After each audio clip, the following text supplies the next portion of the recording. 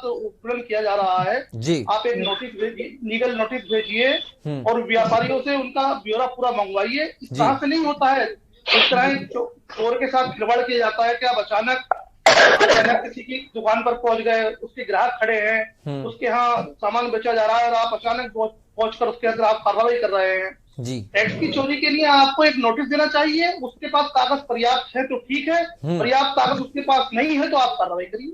हम्म।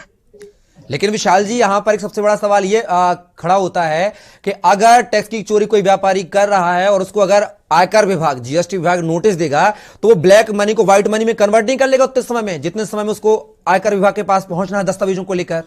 अगर व्यापारी सही तरीके से काम कर रहे हैं, बाकायदा मानकों पर काम कर रहे हैं, तो उनको तो अपना जो लेखा जोखा है वो हमेशा दुरुस्त रखना चाहिए।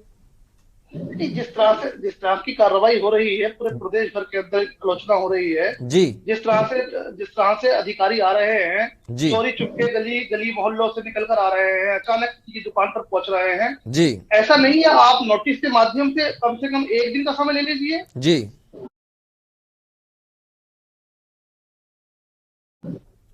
एक दिन का समय आप लेंगे तो एक दिन में तो वो ब्लैक मनी नहीं कर लेगा। एक दिन के अंदर तो सारा टैक्स नहीं बदल लेगा। चलिए विशाल जी, हमारे साथ दिलीप यशोवर्धन भी जुड़े हुए हैं, जीएसटी एक्सपर्ट हैं। दिलीप जी, यहां पर पहले से सूचना देने की बात कर रहे हैं व्यापारी के, पहले उनको नोटिस दिया जाए कि कब आप उनके दस्तावेज खंगाल रहे हैं, कब चेक करना है आपको, कब जानकारी क्या चाहिए, ताकि व्यापारी पूरे चुस्त दुस्त तरीके से जीएसटी कार्यालय उपस्थित हो या अधिकारियों के सामने उपस्थित हो और अपना ब्यौरा, जो विभाग का ब्यौरा है, व्यापार का जो ब्यौरा है, वह पेश कर सके। क्या ऐसा मुमकिन है?